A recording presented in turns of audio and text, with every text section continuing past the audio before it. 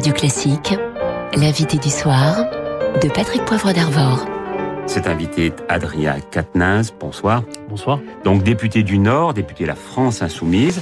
On a écouté évidemment ce qui s'est dit tout à l'heure à l'Assemblée nationale et on a été frappé par une forme d'hommage qui a été rendue par Jean-Luc Mélenchon, donc votre patron, d'abord à la nation bien sûr, mais aussi au gouvernement. En gros, il a dit à Édouard Philippe, vous avez fait ce que vous avez pu. C'était plutôt inattendu cette phrase. Vous savez, Monsieur Poivre d'Arvor, nous ne sommes pas une opposition de principe.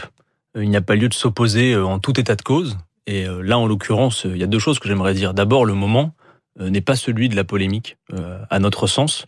C'est celui où on a besoin non seulement de laisser passer à travers nous la tristesse qui existe, qui est présente, et c'est un moment nécessaire de communion. On a besoin de se serrer les coudes, premièrement. Et deuxièmement, il faut bien le dire, celles et ceux qui se laissent aller à des polémiques à cet instant, ou à des surenchères, on pourra en parler par la suite, à mon avis, sont à côté du moment. Et donc clairement, il y avait lieu pour nous tout à l'heure à l'Assemblée nationale de rendre cet hommage.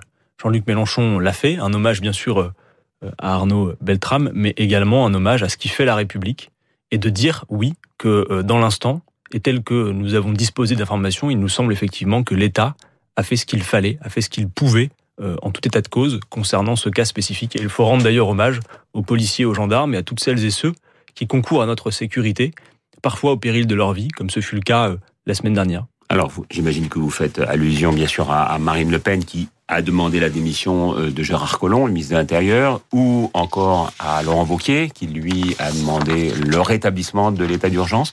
Ça apporterait quelque chose, le rétablissement de l'état d'urgence ? Malheureusement, non. Alors, j'ai dit que je ne polémiquerai pas, mais je me permettrai juste cette remarque. Vous savez, on a voté, il y a quelques mois de cela, une énième loi antiterroriste qui, et là, pour le coup, nous nous y étions opposés pour la raison qu'elle transposait beaucoup des dispositions de l'état d'urgence dans le droit commun, pour la raison qu'Emmanuel Macron avait fait la promesse d'en finir avec l'état d'urgence. C'est-à-dire que pour tenir sa promesse de fin de l'état d'urgence, il a transposé beaucoup de dispositifs dans la loi et dans le droit commun. Le problème que nous avons, c'est qu'on le voit bien, si on prend les lois qui ont été votées ces 10 dernières années, on a une multiplication législative des lois et des dispositifs antiterroristes, sans que, malheureusement, l'on vienne à bout des problèmes. Nous avions dit pendant ce débat qu'on pouvait toujours se couper les cheveux en quatre pour savoir comment on allait, par exemple, sécuriser certaines zones en cas d'événement, comment on allait pouvoir, par exemple, fouiller les coffres des voitures. Celles et ceux qui se laissent tenter à dire que le risque zéro est atteignable se trompent. Et en même temps, vous pouvez, pardonnez-moi de parler comme Emmanuel Macron, mais vous pouvez comprendre l'émotion des gens qui se disent « mais celui-là a été fiché S ». Pourquoi il n'est pas davantage contrôlé? Pourquoi il ne se retrouve pas, sinon dans un camp de rétention, en tout cas dans un endroit où finalement il ne peut pas passer à l'acte? Bien évidemment, mais vous savez, je pense qu'en l'occurrence, et même si j'ai commencé l'entretien en disant qu'il fallait laisser passer à travers nous l'émotion, là je pense en l'occurrence aux victimes et à leurs proches et à ce moment de communion nationale qui est nécessaire. Et qui sera par ailleurs, je pense aux invalides. Tout à fait, et nous y serons présents évidemment avec beaucoup d'émotion, mais je pense pour le coup que l'émotion n'est pas raison et que lorsqu'il s'agit de légiférer, l'émotion ne peut pas être seule conseillée. En réalité, nous avons besoin effectivement d'une politique, d'un retour à la raison en matière antiterroriste. Ce n'est pas en accumulant effectivement les dispositions législatives que nous allons pouvoir en finir. D'abord, concernant les polémiques qui ont été levées sur notamment la fiche S, il faut savoir que le fait d'être fiché S ne veut pas dire que vous passez nécessairement à l'acte. Et par ailleurs, le fait d'ailleurs que les fichiers S soient surveillés est une bonne chose en ce sens que ce dispositif permet justement d'accumuler de l'information et du renseignement. Par conséquent, il ne faut pas faire croire que ce dispositif est autre chose que ce qu'il est réellement. Ensuite, on a vu effectivement toutes ces surenchères sur les expulsions, etc. Il faut savoir qu'en France, il y a quand même déjà beaucoup de dispositifs possibles. En France, on a le droit d'isoler les détenus radicalisés, d'interdire de territoire les djihadistes présumés venant de l'étranger, de déchoir de leur nationalité les terroristes, d'interdire depuis la sortie du territoire des Français présumés djihadistes, et depuis une décennie, on expulse même les imams radicaux. Moi, je pense qu'en termes législatifs, nous avons tout ce qu'il faut sur la table pour combattre le terrorisme. Maintenant, il y a autre chose qu'on évoque assez peu. C'est notamment le traitement des causes. Et on en parle, c'est vrai, assez peu, y compris dans les débats parlementaires. Il y a plusieurs choses à dire. D'abord, la question des relations internationales, notamment des guerres, dans laquelle dans lesquels la France est parfois impliquée. C'est pas parce que la France est en Syrie, en Irak, ça n'explique pas tout, mais si on veut une politique de retour à la raison, une politique rationnelle en matière de lutte contre le terrorisme, il faut que ce soit une stratégie politique qui soit globale. Donc il y a plusieurs facteurs. D'abord la question internationale, avec notamment les guerres, la question du commerce des armes, par exemple. On n'intervienne plus sur les théâtres. En tout cas, quand on voit ce qu'ont produit les interventions en Irak ou en Libye, on peut se poser parfois la question des interventions internationales. Et par ailleurs, également la question de la vente d'armes. Vous avez vu que pendant le débat sur la loi antiterroriste, nous avions notamment parlé des financeurs. Et par exemple, avec le cas de Lafarge, ce cimentier qui a payé Daesh pour poursuivre son activité. Figurez-vous qu'au moment où nous discutions de cette affaire à l'Assemblée nationale, le cimentier en question était en train de refaire la cour de l'Assemblée. Donc il y a quand même des choses à dire. Ensuite, il y a, je pense, besoin, et je veux le dire à ce micro, de renforcer les anticorps républicains. Les fanatiques qui nous attaquent la République. Nous devons répondre par plus de République. Les anticorps républicains, quels sont-ils ?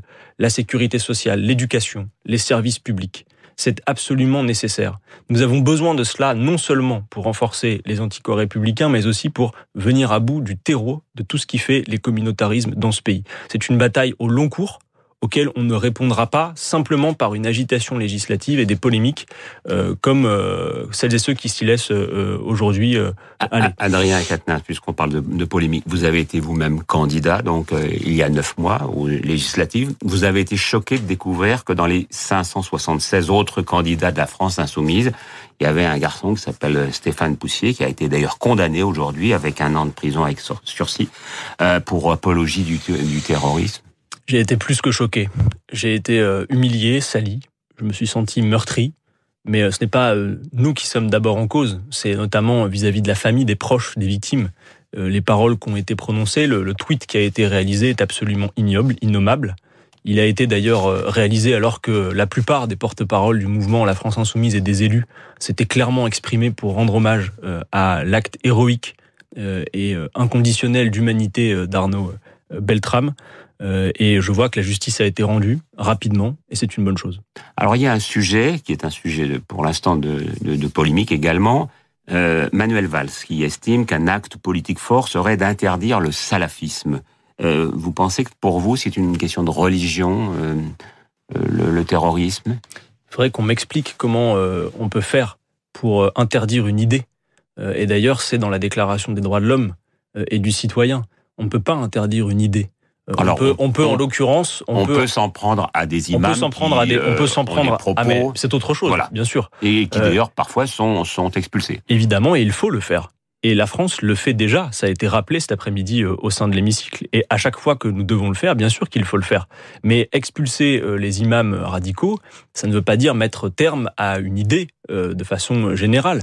Nous pouvons non pas venir à bout d'une idée, mais venir à bout éventuellement des conséquences désastreuses de la mauvaise manipulation d'une idée. Et en l'occurrence, le dévoiement de la religion. Donc, pareil, je pense que ça fait partie aussi des polémiques stériles entre les expulsions à tout va, la rétention des fichiers S ou l'interdiction du salafisme. Je pense que on succombe là, pour le coup, à des débats qui sont des débats fallacieux. Je pense que nous avons véritablement besoin d'une politique antiterroriste rationnelle. Elle passe, je l'ai dit, aussi par la question des moyens, parce que on doit le dire, que ce soit en termes de renseignement, que ce soit en termes de dispositifs policiers. Les différentes cures d'austérité qu'il y a eu ont aussi mis à mal beaucoup de services publics et ont affaibli certains services. Nous avons besoin de recruter du personnel. Et de ce point de vue, je vois que le gouvernement semble maintenant comprendre qu'il faut aller dans ce sens. On ne peut pas affaiblir l'État et exiger de lui qu'il soit infaillible. Alors voilà qui nous amène donc à une autre question que je voulais vous poser. Vous êtes membre de la Commission des Affaires sociales à l'Assemblée. Jeudi dernier, il y a eu à peu près 300 000 personnes mobilisées contre les réformes de la fonction publique et de la SNCF. On peut quand même dire que c'est une mobilisation assez relative. Non, alors moi je ne vais pas être d'accord avec vous sur ce point pour la raison que... Sur le chiffre ou... Non, alors non seulement il y a le chiffre, mais il y a surtout le fait que, vous vous en souvenez, on avait une séquence précédente à l'automne avec la question des ordonnances sur le code du travail. Moi je constate effectivement que les racines du mouvement social aujourd'hui en France, à l'heure où nous nous parlons, sont bien plus solides et bien plus ancrées que ce n'était le cas au moment de la séquence ordonnance. Pourquoi ? Vraisemblablement parce qu'il aura fallu 10 à 12 mois aux Françaises et aux Français pour comprendre réellement quel était le dessein de la politique d'Emmanuel Macron. Aujourd'hui, je pense, dans la plupart des secteurs, les gens qui nous écoutent ont compris que loin de renouveler quoi que ce soit sur le fond, même s'il a réussi à le faire avec cette habileté sur la forme, Emmanuel Macron poursuit plus durement que ses prédécesseurs l'impasse libérale. Et moi, ce qui m'inquiète, c'est que je vois qu'à marche forcée, nous sommes en train de défaire la France. Ce qui fait la République française, ce qui fait la République sociale. Vous pensez que les gens vont se mobiliser sur la question du statut, par exemple, qui les concerne pas tant que ça et qui ne concerne d'ailleurs pas les actuels cheminots? Mais ce serait une erreur que de penser que la bataille, notamment sur la question du rail, est une bataille pour des avantages ou pour un statut. D'ailleurs, vous avez peut-être vu Monsieur Darmanin la semaine dernière qui, face à une responsable syndicale de la SNCF, lui disait « Mais pourquoi vous battez-vous puisque votre statut n'est pas en cause, ce sera le statut des suivants ». Et elle lui a répondu quelque chose tout à fait juste « Mais je ne me bats pas pour mes intérêts particuliers. On se bat pour un modèle, effectivement, qui est un modèle du rail public. » Et finalement, que fait ce gouvernement ? Il applique avec beaucoup de zèle, en tout état de cause, les directives européennes. Et pour faire l'Europe du fric, je veux le dire, on est en train de défaire la France. Et c'est ça qui est un risque aujourd'hui. Et moi, quand je vois ce que fait ce gouvernement, je me dis tout ce que nous pourrions faire de bien plus intelligent si nous étions aux manettes à cette heure. Pour prendre l'exemple du rail, quand on voit la crise écologique très rapidement, parce que eh bien, moi, je serais plus occupé, par exemple, à faire en sorte que nous ayons un vrai pôle public du rail qui fasse en sorte que les marchandises, plutôt que de circuler sur les routes, circulent sur le rail. Vous savez, avec cette ouverture à la concurrence, faut le dire aux usagers, ça ne va pas aller mieux, en réalité. Ça c'est l'Europe qui l'a décidé. Mais c'est tout le problème. C'est-à-dire que c'est de l'idéologie, on le voit bien. Que vous vendiez du rail, des télécoms, de l'énergie ou des bananes, il faut la concurrence libre et non faussée. Est-ce que ça marche mieux ? A priori, non. Adrien Quatennens, merci beaucoup. Dans un instant, le flash de Béatrice Mouedine, puis la page culture avec Pierre Arditi et David Foinkinos. Ensuite, Elodie Fondacci et Francis Drezel.